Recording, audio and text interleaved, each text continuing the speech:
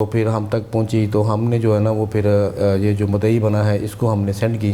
تو اس نے کہا جی یہ میرے والد کی جو ہے نا وہ ڈیڈ باڈی ہے۔ تو اس کو لے کر ہم جو ہے وہ کنواں پر پہنچے تو دیکھا کہ اس کو جو چھریوں کے جو ہے نا وہ کافی جو زخم آئے ہوئے ہیں اور بڑی بے دردی سے قتل کیا گیا ہے۔ تو پہلی فرصت میں یہی نظر آ رہا تھا کیونکہ اس کے باڈی کے اوپر کوئی کپڑا بھی نہیں تھا، وہ مطلب بالکل جو ہے نا وہ آپ اس کو برنا حالت میں تھا۔ تو دو چیزیں سامنے آ رہی تھیں کہ اس کو غیرت کے نام پہ کیا گیا ہوگا یا کہیں نہ کہیں کوئی ایسی چیز ہوئی ہوگی،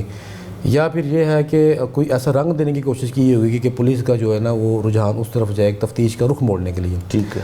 تو ہم نے اسی وقت جو ہے نا وہ اس پہ جو کیس پہ کام شروع کیا، ڈی آئی صاحب کے حکم سے، ایس ایس پی صاحب کے حکم سے جو ہے نا وہ اس ٹیم بنی۔ تو جب ورک شروع کیا تو ہم نے پھر اس کا مقتول کا بیک گراؤنڈ، اس کی فیملی کا بیک گراؤنڈ وہ سارا چیک کیا۔ دو چیزیں سامنے آئیں، ایک تو یہ چیز سامنے آئی کہ جو ہے نا اس کی کوئی پراپرٹی بھی تھی پیچھے گاؤں میں، شاید یہ سیل کرنا چاہتا تھا، اس کی بیوی تین سال پہلے فوت ہو چکی تھی۔ دائیں بائیں سے ہمیں پتہ چلا کہ یہ شادی کرنا چاہتا تھا، تو گھر والے جو ہے نا بیٹے خاص کر کے وہ جو ہے نا اس چیز کو ایکسیپٹ نہیں کر رہے تھے۔ اس کی بیوی کی ڈیتھ کے بعد ایک دفعہ اس کے بیٹوں نے اس کی شادی کی بھی، تو وہ 2-3 دن رکھنے کے بعد اس نے اس کو بھی چھوڑ دیا۔ تو تھوڑا سا ہمیں جو ارد گرد سے پتہ چلا کہ جو ہے نا یہ مطلب تھوڑا سا ایسے عورتوں کے پیچھے آنا جانا اس کا تھوڑا سا رجحان تھا۔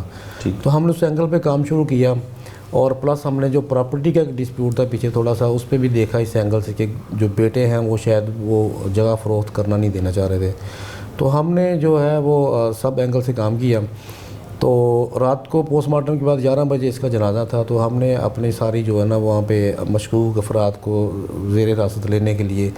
جنازے کے بعد ہم نے رکھا ہوا تھا کہ ہم پکڑ لیں گے۔ تو سب سے جو پہلا کلو جب وہ ٹرننگ پوائنٹ یہ ہے کہ اس کا جو بیٹا ہے جو مقتول ہے، مقتول کا جو بیٹا ہے، سگا بیٹا اس کا نام ہے،